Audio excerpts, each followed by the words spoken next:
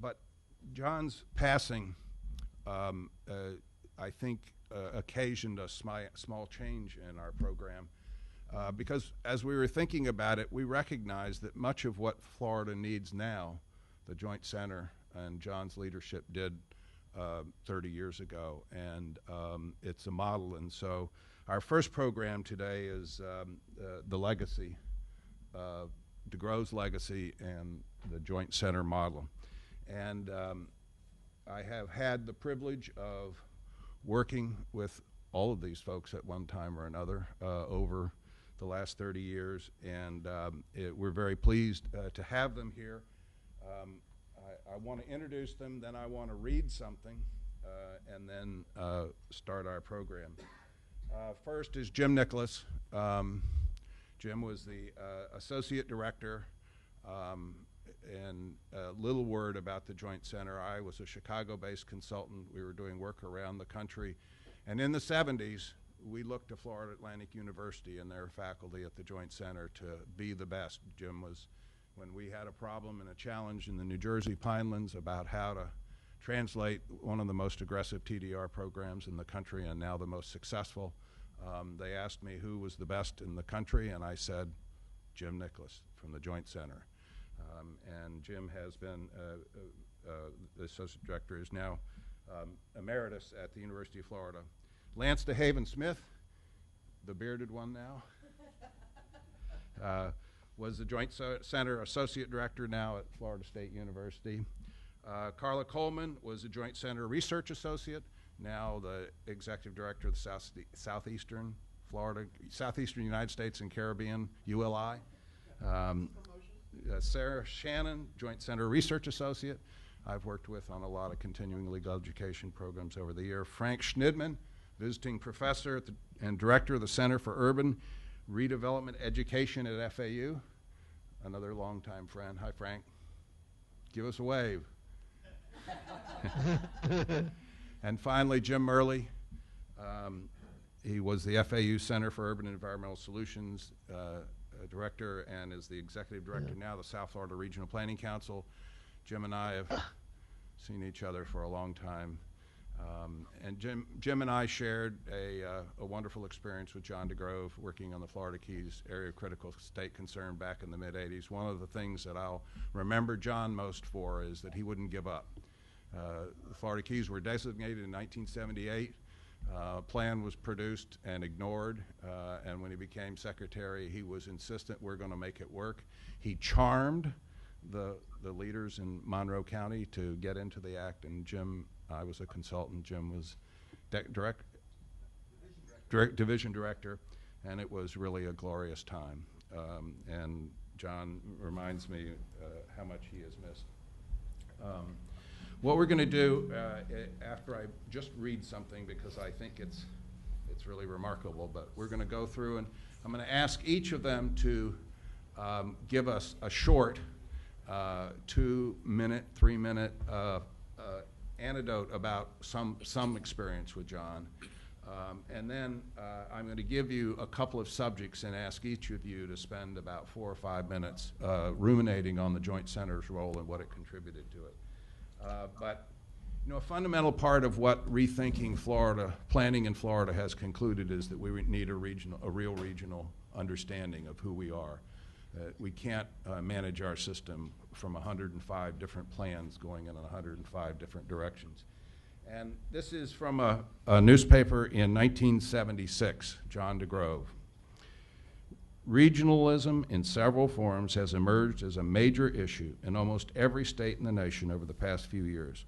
While it is in evidence almost everywhere, efforts to define what we mean by regionalism in a precise way defies final solution. I use the term regional to mean governmental approaches that are multi-county in nature. While it is true that some metropolitan areas are contained within one county and thus technically qualify under the regional approach, my main concern will be with multi-county regionalism. John was in 1976 saying that South Florida needed to understand itself and manage itself from a regional perspective. And Jim Murley and his group are now trying once again to address that in a very ambitious undertaking. But we think that perspective, that frame, that context has to be where we go. So with that introduction, I'd like to ask, I want to start, I think, with Jim. You probably qualify as the senior statesman of this undertaking. And then we'll go to Lance next, and then we'll go to Carla, and then Jim, and then Sarah, and Frank will get to back cleanup. So, Jim? Well, thank you, Charlie. Good morning. It's good to be back home, if you will. I thought long and hard what to say in this very brief opening part about John and whatnot. And I guess the thing that keeps coming to my mind, the picture of John, is here's this country boy from Palm Valley, as he always pronounced it. And some people don't even know where Palm Valley is. It's just west of Ponte Vedra, which now, of course, is a very upscale, wonderful golfing community for those that, we like that. But at the time, it was real country. And to get John talking about life in Palm Valley and how his family was involved with Marjorie Kinlan Rollins and was involved with the liability suit against them that his family had felt they had been demeaned, and many, probably many of you remember wonderful stories about Aunt Pearl from Cedar Key. And, this very interesting man went on to achieve all he has achieved, not just here in Florida, throughout the country, throughout the world. He's had his mark on urban thought and urban philosophy, again, throughout the world. And it's just an amazing, amazing thing that we all were privileged to be part of his world, and he to be part of ours. Lance? I thought long and hard too about it. I think I wrote an email to you guys and reminded you about a bit in the Keys when y'all were doing the downzoning there. And we went to the. Can y'all hear me? Okay. Yes. Yep. Well, when we're doing these public hearings, there were like 80 public hearings down there on the plan, and there was a mouse woman that came who wore a mouse suit, and it just bedeviled everybody because she was always on the news because she had this mouse suit on.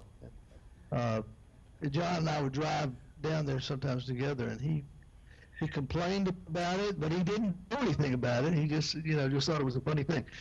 We were meeting with Wilhelmina Harvey, the mayor of the Keys, and she said at one point, well, John, I gave my lots to my son, and I'm going to vote on this plan today, and I don't think it's a conflict of interest. And John said, yeah, but you probably promised to give those. He's going to give them back to you tomorrow. She said, yeah, but I don't know him today. He was a funny guy. He was a tough character, a Southerner, and he had a Southern charisma, which is basically a veneer of pleasantness covering up a deep hostility. That's all I got. Thank you.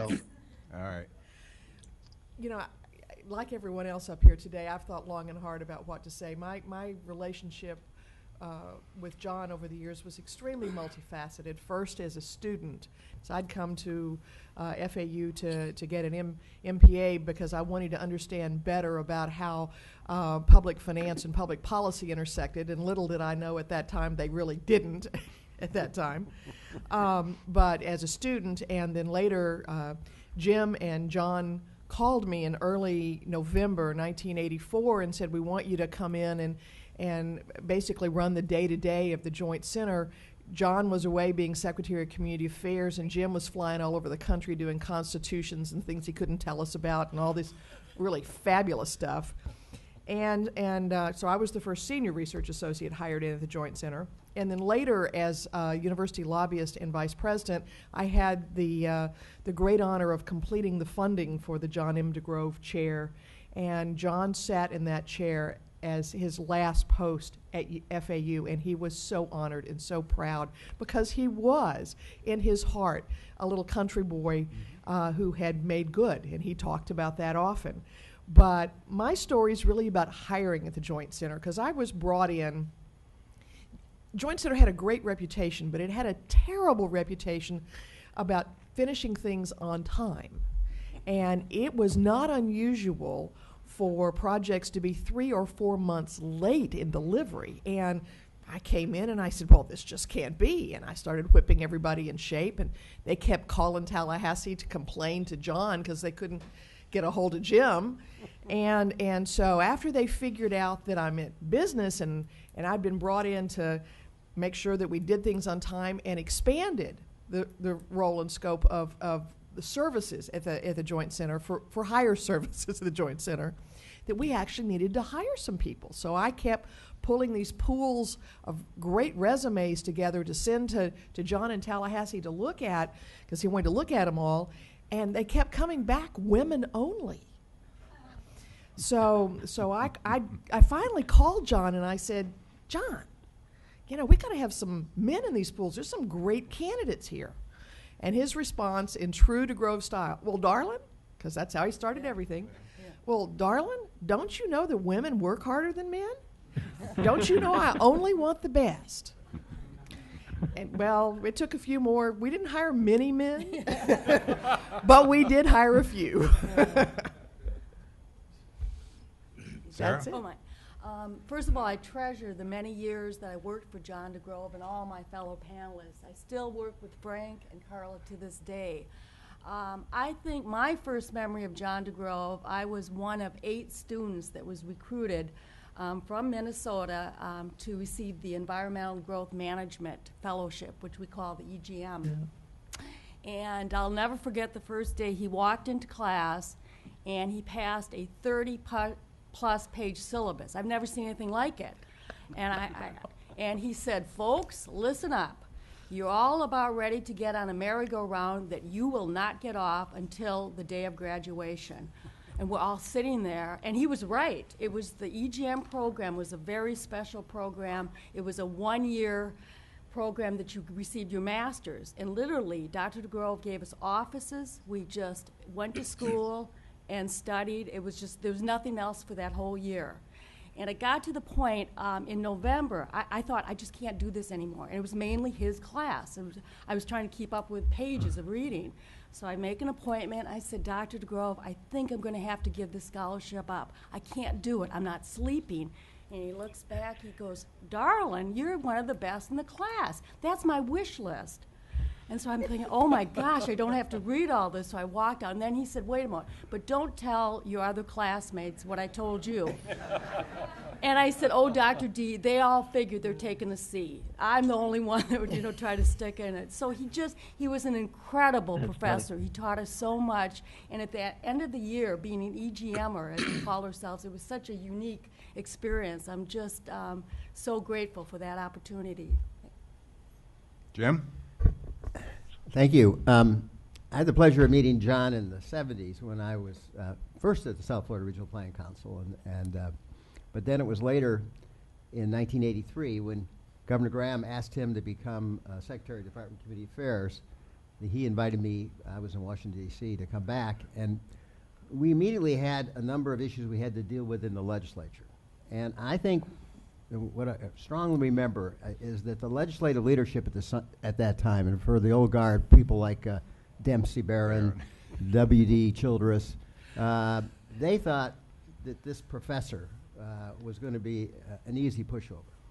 And that, they didn't have it happened that they didn't have a high regard for the governor at that time either. So the legislature put himself in the position that they were going to play a strong role on some of the issues that became the Growth Management Act and other things. But John really knew how to engage and use all of his skills and his partners, people like Harry Johnston from Palm Beach County, who was Senate President, and Lee Moffitt from Tampa, who was the Speaker. He used his friends well, but the episode I remember, and Charlie, it really goes back to the Keys. We were in the 85 sessions, and although most of that was on growth management, as you know, it was the culmination of our work in the Keys. And we had an agenda of things we wanted, and Joe Allen was the state representative, you remember. And Joe was a conch. You knew he was a conch because he wore red socks. Red socks was something to do with the Santeria religion, and you know, but Joe was a bargainer, and he wanted a joint government center for the state and the county in Marathon. And John wanted the Monroe County Land Authority. And he bargained and got that. He got it, Harry and WD and everybody to go along with it. And there was really a significant package that had to do with the Florida Keys that came out in 1985, which sort of got overwhelmed by the larger growth management package. But it's really because of his ability and his demonstration of how to be an effective leader with the legislature. And that, to me, was just another more evidence of all the skills he had. Frank? Yes. Good morning, everybody.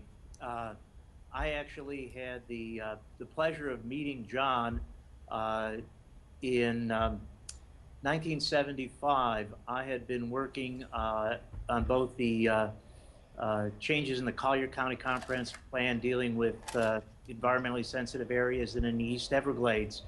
And a guy named Hunter Moss brought John to a speech that I was giving in 1975. And it was about the use of transferable development rights, because I had been doing work with Don Hagman on his Windfalls and Wipeouts book. And so engaged John in conversation, and actually ended up not getting back to the airport in time for a plane because of the southern facade, veneer, and the underlying hostility, shall we say, to his concepts of property rights. But by 1978, I had actually done my first conference with the Joint Center in January of that year, and I got involved in a number of things. And in 1987, Lance and John conspired to give me a very attractive offer to leave Cambridge and come down to sunny Florida.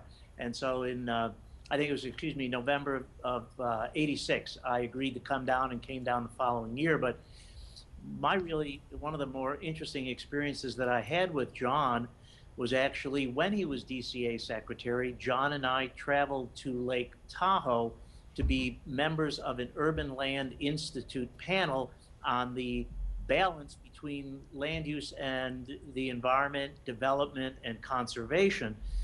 And so John and I flew in together, and what was amazing was there was a great deal of controversy the first few days before the panel, and the controversy was all about John. And in fact, when we went to the opening session, there were pickets against John because John was coming as the secretary of the Department of Community Affairs. And when you, at that time, looked at DCA, its main responsibility was housing. And so everyone in Lake Tahoe thought that John came for the purpose of explaining how to build more housing in Lake Tahoe. And he was very, very caught by that, especially the negative press. And though he was able to advocate very clearly and persuasively, and the Southern charm just did him in, or did everyone else in, by the end of the panel, John was a hero. And the ending of that story is that we needed to get back. The panel ended at noon on Thursday, and we needed to be in Tallahassee for a breakfast on Friday morning. And I was always concerned about that because we were going to have to connect through Atlanta. And John said not to worry, the connection was illegal, but Linda Adams would do separate plane tickets and get us a plane ticket from Atlanta to Tallahassee. And I kept saying to John, I said, John, we arrive in Atlanta like 15 minutes before the flight leaves for Tallahassee. We'll never catch it. And John said, it's always late. Don't worry. So we get on the plane in Reno, we connect somewhere, and we get into Atlanta right on time. We get on the plane, and by the time we got our bags, the flight to Tallahassee had left. It was on time. John says, oh, this is the first time ever it's been on time, but not to worry. It turns out Linda had already made a car reservation. I said, John, it's going to take like 6 hours to get to Tallahassee. John says, don't worry, we'll split the driving. Here it's like 10 o'clock at night, and we got to be at a breakfast at 7:30. Okay, so John wants to get this monster Chevy with like a 6-foot wide back seat. And so John says, drive first. Okay, so I start driving, and 3 hours go by, and John is in the back seat, laying flat, snoring away. I pull over, I say, John, time to switch driving. Okay, well, another 3 hours pass, and I pull up into the house at 6 o'clock in the morning, and there's Gail ready with breakfast, get showers. We go into the Capitol building, we sit down, and someone looks at me and looks at John and says, Chief Frank, you don't travel very well. And that's my story. Thanks, everybody. What we'd like to ask each or invite you to address are the following. What exactly was the Joint Center?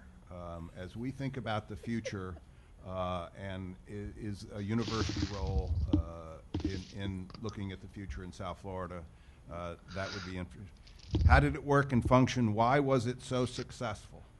And any memorable success stories. What was the role of the EGM fellows? Slaves. Was it relevant that it was a joint center between FAU and FIU? Did the universities play a role in its success? Could it have been done outside of a university context? What role did politics play in the center's success? Any volunteers? Let me sort of start off with the technical. What was it? It was formed in 1972 simply as a line item in the state university system budget by then State Senator Graham. And it was following on to the great deal of legislation that was passed that year, the Environmental Land Water Management Act, Land Conservation Act, the Water Resources Act, which John had been very heavily involved with. Sometime in another session, going over water law in Florida, if you look at our water management system and read John's master's thesis, you will find they're exactly the same. But what Senator Graham and I think Governor Askew recognized was that they had a tremendous resource in this man, and that they wanted to continue that contribution that he'd been making. So they slipped an appropriation into the budget, which we're not supposed to do. And this created then the Joint Center, which, of course, that was FIU's first year, 1972. So funneling money there, which technically was going to FIU, was an important thing to do, and everybody was all gaga about cooperative programs. And so that's what it all came together. But basically it was to continue John in what he had been doing. And at that, it was very successful. Carla? Charlie, the Joint Center was a trusted place for a lot of local governments. They could come for assistance. Now, that doesn't mean that the Joint Center was one-sided, though there weren't a lot of developers, and especially in the early days, who trusted John DeGrove because he was about regulation. But when Governor Graham said, put your money where your mouth is and come up and be community affairs secretary, I think that John mellowed a little bit and understood better both sides of the equation. But the Joint Center, and it was always embraced more at FAU than it was at FIU. But it was a trusted place that you could pull together a group of very bright people under incredible leadership of leaders like Jim and John and Lance, and do good things with public policy. And we pulled in people like Charlie and Jim. That's where I met both of you, is through the Joint Center. But it was a place where you turned out great work that was balanced, that there was people at the Joint Center didn't have a stake in. And that was a pretty new thing in the 70s and 80s here in Florida. And Lance brought the Institute of Government, I think it was back in 1983. He brought us in, and I think that Dr. DeGrove and Lance and Jim felt that the Institute of Government would be the perfect, would really enhance the Joint Center because we could provide all the education, the public outreach activities, and technical assistance projects. And I think in the first 5 years, I don't know how we did it, we were just so much younger, but we probably, we coordinated over 30 different types of major conferences and seminars and assemblies for local governments that I think had a huge impact in South Florida to make, to deal with the growth. I mean, back in the 80s and 90s, there was such rapid growth that we brought a lot of these programs to help the local governments. It was very effective. Jim? You know, one thing, having been his successor and having transitioned in the center into, from a joint center to a center really based at FAU, when I look back, one really distinct thing in terms of John's relationship within the university. The Joint Center reported to the president. It was created in the president's office. You know, the online item, it reported through the provost. But I remember the first day in the job, John walked me through the hallway, and there were pictures of the other former presidents. Tony Catanese was then the president. He said that person used to worry I was trying to get his or her job. John had a presence and a power structure which was equal to the president of the university. And Might have been stronger. it might have been, Yeah. but it is very difficult to sustain a applied research center in a state university in the world of hard and soft money. Probably the only place it can survive is if it's connected to the president's office. FIU ended up there at one point, and then they're back out. We transitioned out, and I think, you know, faced with the fiscal constraints that colleges and others have, it's understandable where they have to prioritize. So really, the Joint Center survived. I don't know how John built up the what do we call it? Not GR, but what do you call the general revenue, Yop? E&G. E&G money. I I mean, do. he had I do. E&G dollars that, you know, were larger than most colleges. I was the lobbyist. So and that was in the president's budget. So it again, I think Jim hit it. You know, it was a personification of his presence and his understanding of the academic structure where he needed to be within that, so he could be effective both inside the university as a well-respected faculty member and outside university. When it was established, John had a very clear picture of what he wanted to do. He wanted to have an applied research capability within the university system. It's why he was a professor. And he wanted that linkage there. This was not separate from the university. It was part of, or the universities. And we see many centers that when they lose that, or never even had to begin with, that relationship with the university sort of go off their own way and drift away from their base. And that was something that John wanted to make sure this one did not drift away from that academic base. So that within the Joint Center was this student fellowship program that we taught these students in classes, and they then did their work under the aegis of the Joint Center. And that to him was a very important role, and one that he wanted to see continue. When I left in 1986, I had had 13 years with the Joint Center and 16 years with John. At the time, he hired me in 1969. But I went to a very similar institute at the University of Florida, created and funded exactly the same way. It didn't last as long as the Joint Center. It got axed because invariably what would happen was that the first time a budget crunch would come up, say, where can we cut? And the first things they look to are things such as these institutes or centers, and they have a variety of different names, because they can be cut without interfering with the basic academic degree programs. And so they're always vulnerable, always vulnerable. And that's, I think, is one of the biggest lessons that I brought away from it all. Is if you want to have that long term, you've got to have that long-term funding commitment. And how do you get that and still keep it within that university context? And I think that was the big question under DeGrove's leadership that was answered because he was the 500-pound gorilla. Nobody wanted to mess with him. The day I took over as acting director, he went to DCA the same day. I was informed we were cut off sending expenses through the concession fund. So we could no longer do any type of entertainment and whatnot. That same day. Boy, was that a message. The next day I was told we had to transfer $30,000 to the administration's budget, out of the Joint Center budget. There wasn't $30,000 in there. And what it meant was, of course, the gorilla was in Tallahassee and I wasn't. I morphed from the Joint Center into the university lobbyist position.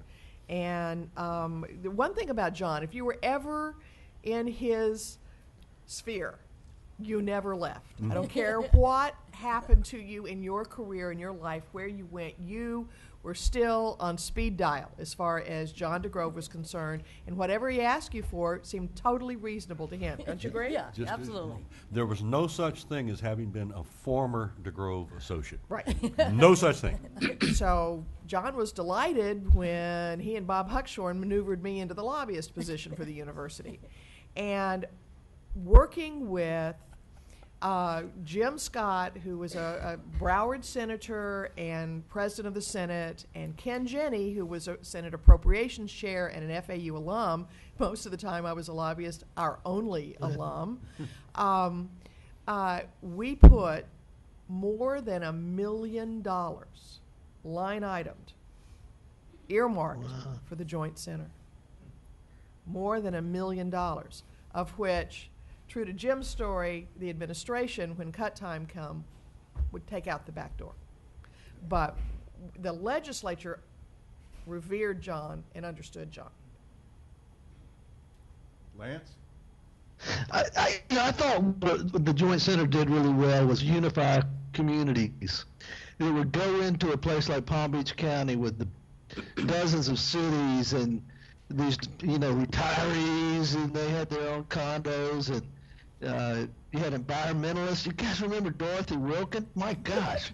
I mean, just dealing with that person would have taken an enormous amount of effort. We would go in there and might do a survey to try to identify a community spirit that would stand up against the special interest. And then once you got that mobilized, the special interest came along. They said, yeah, well, we want to be players in this.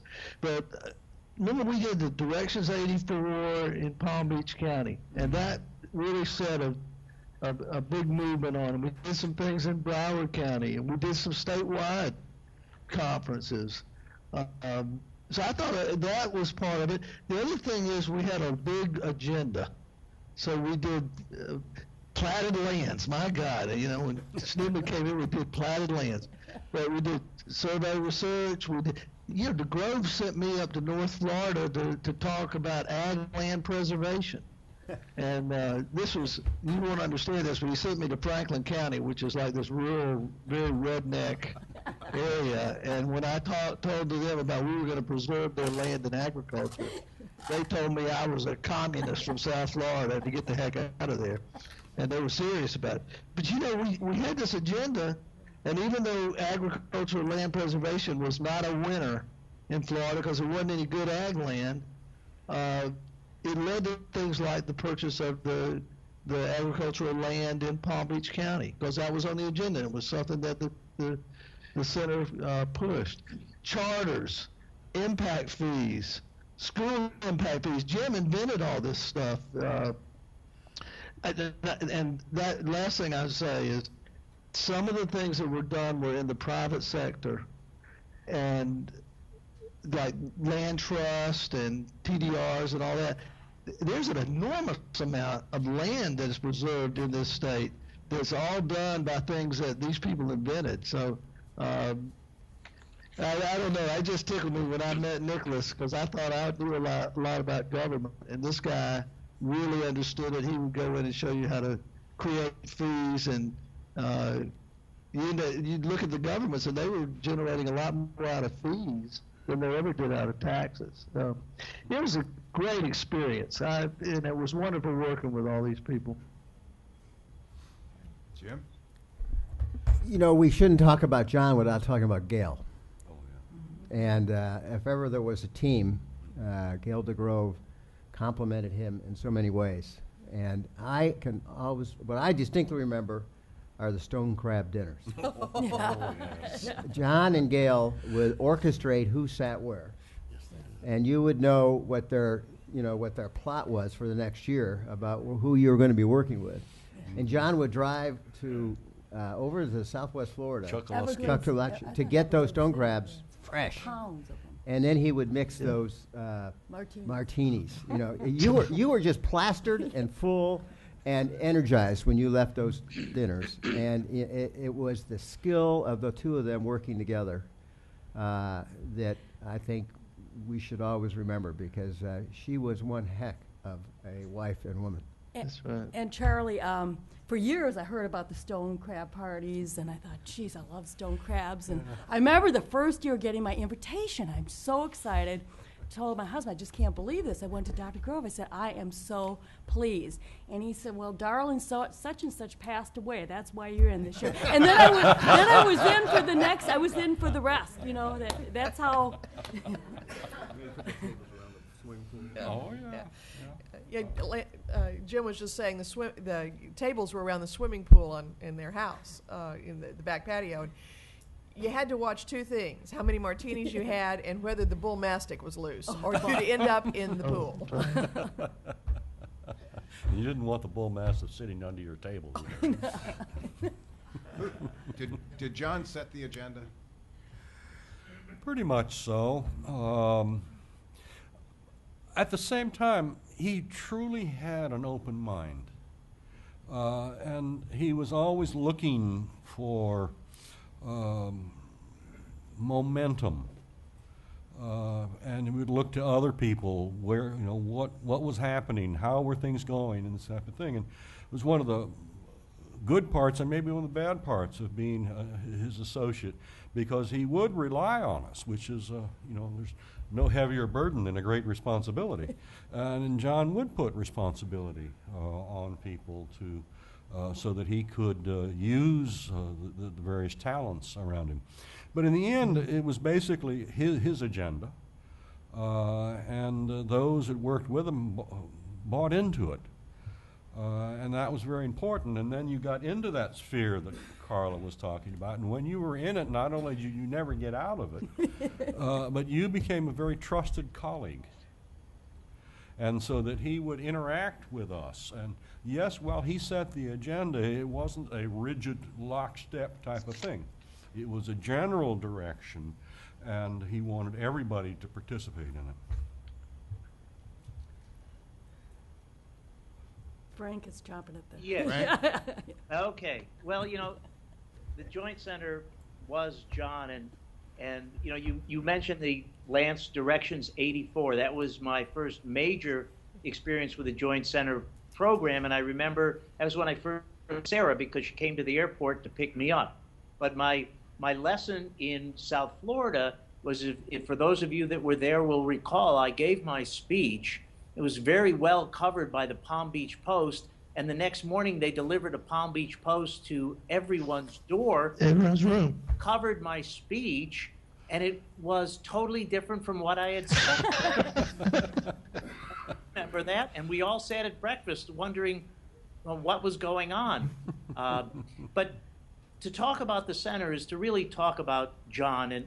And when you talk about the influence that Bob Graham had on John and that relationship, it actually goes back to Ernest Graham, Bob's father, because they never would have gotten together. Because in 57, when John was coming down from North Carolina to interview as a graduate, as a PhD candidate for a job at Gainesville, Bob Graham was on campus and talked with him, and it was John who was seeking Bob not because of who he was, because he wasn't anybody then, but he wanted an intro to his father, who in 1949 had set up the Southern and Central Water Management District. And John's thesis was on the Water Management District. The only reason that John ever met Bob in 57 was because John was using Bob to get to his father to interview him in relation to his thesis. And then, you know, Lance and Jim will find this really interesting, but if you take a look at John's writings in the 6 years that he was at Gainesville, among the things that he wrote about, which really affected his career, was he wrote about Negro voting patterns. Really? And the Negro voting pattern stuff that he wrote ended up in getting him on the Douglas Commission, the President's Commission on Urban Problems. Right. If you remember, in 65 and 66, we had 38, I think, urban areas in America go up in flames. And so John ended up authoring 4 chapters in the Douglas Commission report. Wow. But it was during that time, 68 or 69, that he ended up on an American Assembly as the author of a paper on the states and the urban crisis. And that was the whole question of the role of the federal government. And he really was interested, but in 74, there was an American Assembly on land use in America. And that's where he met Don Hagman. That's where he met so many other national players in the land use field. And that's where he got enamored by this American Assembly concept. And so to me, when I think back about the Joint Center, I think about the whole issue of Lance DeHaven-Smith going out and getting these dozen Apple PCs, the Macintosh. That was Nicholas. Dual disk drive, tape drives. And then we used to, I think we did more than 50 American assemblies. This was Sarah's. Yeah, there was a. And this was John. This was the idea that John believed local government was basically populated by well-meaning, uneducated people. And the idea was to bring to them the mistakes made and lessons learned of other local governments, to bring the talents of the community together and to give the politicians a feel of support that there was consensus for where they were going. There's more than 50 American Assembly reports that were done through Sarah and others at the Joint Center. If you remember, we used to pack up a car. I don't know how we the wet copy photo machines and hanging up the copies. And then Sarah and Linda made sure that at 3 o'clock in the morning we shoved stuff under people's doors. That's right. Remember that? Yes. Remember that? So We were so young. and my job, it's like Charlie will know, if you really wanted to be Dick Babcock's friend, good friend, whatever city you were in, you found a bar, there was a piano, and the guy playing the piano would play Mac the Knife. That's how you became Dick Babcock's really good friend.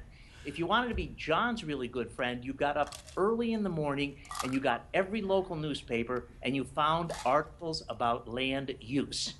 Because if you remember, John loved Tom McCall, the governor of Oregon. And if you would ever go on to listen to Tom talk, all he did was he picked up the morning newspaper and he talked about all the land use issues in the morning newspaper. So John, remember, he would always start a speech with, look what was in this morning's newspaper. So you think he got up and read the newspaper? No. He had somebody else go look at the newspaper, find the articles. John would get up and say, look, everybody, land use is in the front section, it's in the back section, it's even in the ads, and here's this, and this was in this morning's Sentinel, and this morning, and this was John. This was the man who tried to humanize the conflict over the use of land. And what he tried to do was he tried to, in true Tom Sawyer fashion, he convinced everybody this fence needed painting. And we all had to get together and paint the fence. And John picked the color and painted the work. Right. Charlie, we could do things in those days that we can't do now. You guys remember taking the entire Palm Beach County Commission? Yes. Palm Beach County Commission and the county administrator for a huge 3-day timeout, no reporters, no public. Yep. Yeah. Up to some godforsaken place in the middle of Florida that John assured me was heaven on earth. I think we had air conditioning. I'm not sure. But literally, we took the commission up there because they were fighting like cats and dogs and doing nothing, and had 3 days of kumbaya. Lance, Well, you had a lot of that. Carla, I actually remember, looking at Lance, I actually remember one time that we went on a site visit to Lehigh Acres. And there was a great deal of controversy because we had written an article about them being antiquated subdivisions. And Lance and I and Linda and Sarah left the meeting, and they were putting us up for the night. And I'll never forget when Lance looked at me, with his white face, and he says, "Do you think they're going to kill us?" And Linda Adams was sure they were bugging our room, so we shouldn't say anything. Pelham was the attorney, though. Pelham was the attorney. He threatened us. Of course, we're obviously talking about John when we're talking about the Joint Center, but let me recommend something. The University of Florida Sam Proctor Oral History program has an outstanding, relatively long oral history interview with John. Yeah, it's amazing. And you can Google it and get it. And it starts as a boy in Palm Valley and goes through his life, and it's just an absolutely wondrous thing to read and from a variety of perspectives. One, of course, fits in because the era we're talking about is the fully developed man and scholar. Well, of course, there was a boy and young man before that who then created and became that man and scholar. A war veteran. And a distinguished military career. Yeah. Spent 4 years in a military hospital after World War II. Yeah. And I don't know, people, he only had one lung from a war wound and associated infections that went along with it. But it's well worth reading for, again, a number of perspectives. So I highly recommend it. Just Google John DeGrove or oral history or both, and it'll pop right up. Jim, if you read the section of that oral history in relation to his war years, for those who saw the movie Forrest Gump, it brings to mind the image when John, in that passage, because John ended up being awarded the Bronze Star, which is the second highest military honor for heroism in the battlefield, there was the question of what he did to get the Bronze Star. And if you read it, it says, well, they had prisoners, and we were going to be very good to these German prisoners, and you never know what's going to happen, so they were trying to be good with them, and it turns out one of them had a grenade, and he threw the grenade, and the grenade went off, and all John knew is that he got knocked over, and when he got up, he started running. Then he got the Bronze Star. And that was kind of like the question of Forrest Gump. How did you get the Medal of Honor? If you remember the scene from the movie, he fell down, the explosion went off, and he went running. But John received not only the Purple Heart and did end up in recuperation. For those of you who know, he actually came back to the United States from the war with the full expectation that he was going to die. And he was in military hospitals for a number of years with that expectation. And so when he got out, everything to him was really a gift from God. Charlie, I think one of the things that I remember about John, is outside of his academic and other work, was his work with organizations like 1,000 Friends of Florida and the Nature Conservancy. Both of those, he was a dedicated board member. And if you were working in one of those organizations, somebody you could turn to for guidance and help. I think especially 1,000 Friends, I think that was one of his real, along with Governor Askew and Governor Graham and Buddy McKay and others, many others. That was something I think is part of his legacy. And he was also equally dedicated to the Nature Conservancy and the work they did and do ongoing in preservation of land. I think what was the one up near where he grew up that purchased from the oil company in Duval County? It's a state park. He had that picture hanging on his wall. It was from Gate Petroleum, and it's the big lake right off the beach near Point Vedra. That was so close to Palm Valley that I think when they voted on that at the at the whatever they called it then, the Carl process or whatever. Right. That was something that he really loved to see. The University of Florida has established a John Grove papers collection at the library. He gave all of his papers that he had, with extensive amount. They've all been cataloged in a special collection and available for use by anyone. But let me also encourage any of you that have any of those, please put them with the library. History wants them and needs these. So they're there for your use. Again, they're all cataloged, and we're constantly looking to add to it for whatever. I know many of you, certainly we have a lot of things from our DeGrove interactions, maybe more than we really thought about. But that would be a wonderful place for them to reside. You know, I was just on that point. When I was thinking about this, I actually was searching around on the internet, and I actually have the guide to those papers. And if anybody wants to really understand the scope of his knowledge, experience, and what he was interested in, it's astounding just to read this list and compare it to what was going on, not in this state, but in this country, at a very detailed and refined level, and it was pretty spectacular. I think we have somebody here who is very special in this conversation, and I don't know her, but I'm betting that you're Lauren.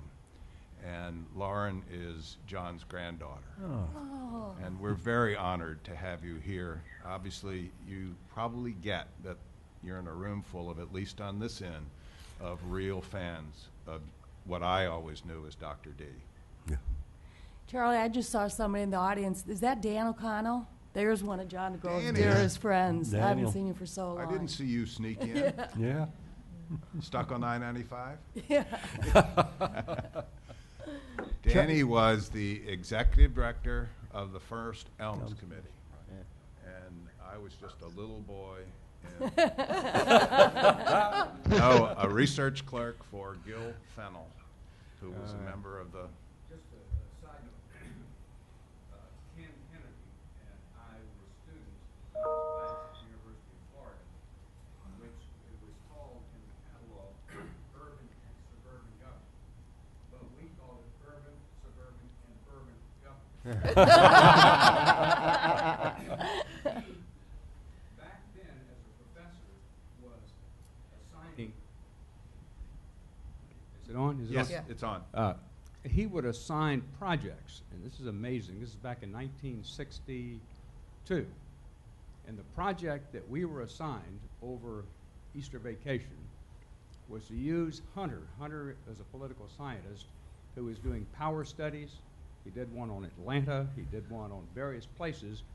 You go into a community, and then you would match board of directors and chambers and Kiwanis Club, and you'd match them, and you'd draw lines, developers, et cetera.